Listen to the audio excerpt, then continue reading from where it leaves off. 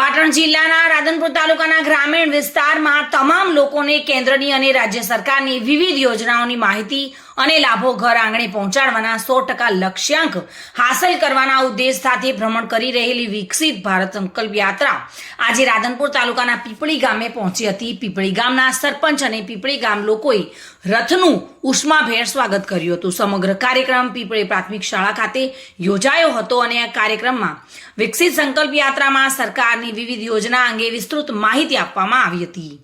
આ યોજનાનો લાભ લાભાર્થીઓને સ્થળ પર જ આપવામાં આવતા લાભાર્થીઓમાં ખુશી જોવા મળી હતી। આ તકે ઉપસ્થિત પીપળી ગ્રામ પંચાયતના સરપંચ, જિલ્લા પંચાયતના પૂર્વ બાંધકામ સમિતિના ચેરમેન, રાધનપુર તાલુકા પંચાયત પ્રમુખ, ઉપપ્રમુખ, કારોબારી ચેરમેન, રાધનપુર તાલુકાના વિવિધ અધિકારીઓ, પીપળી પ્રાથમિક શાળાના શિક્ષકગણ, વિદ્યાર્થીઓ, પીપળી ગામના આગેવાનો સહિત મોટી સંખ્યામાં ગ્રામજનો ઉપસ્થિત રહ્યા હતા।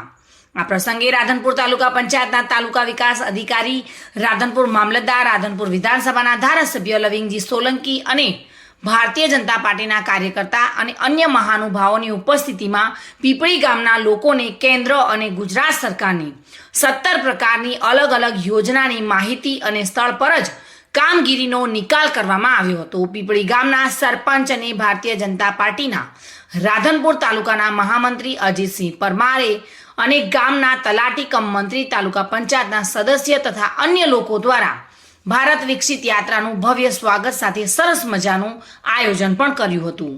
સમગ્ર ગ્રામ દ્વારા આવેલી યાત્રાનું ભવ્ય સ્વાગત કરવામાં આવ્યું હતું અને આ કાર્યક્રમને સફળ બનાવવામાં આવ્યો હતો।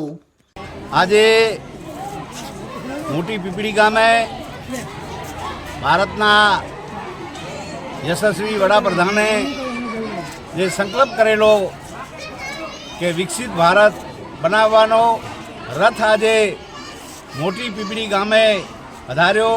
રથનો ઉમળકાભેર ગામના દરેક સમાજના લોકોએ સ્વાગત કર્યું અને જે આપણા યશસ્વી વડાપ્રધાનની વાત છે કે ભારતને એક ભારત બનાવવાનું અને સ્વસ્થ ભારત બનાવવાનું, એવા સંકલ્પને ગામ લોકોએ વધાવી લીધો। સાથે સાથે અહીંયા કર્મચારી પણ એ તાલુકા વિકાસ અધિકારી, મામલતદાર સાહેબ, બીજા અન્ય એ ખાતાના કર્મચારીઓ સાથે રહીને દરેક ગામના લોકોને જે લાભથી વંચિત છે એની વિસ્તૃત એની ચર્ચા કરી અને છેવાડાનો માનવી એ સરકાર શ્રીના લાભ સિવાય રહી ના જાય એવી દરેક યોજનાની માહિતી આપી અને ખૂબ જ ઉમળકાભેર આવકાર મળી રહ્યો। બોલો ભારત માતા કી જય।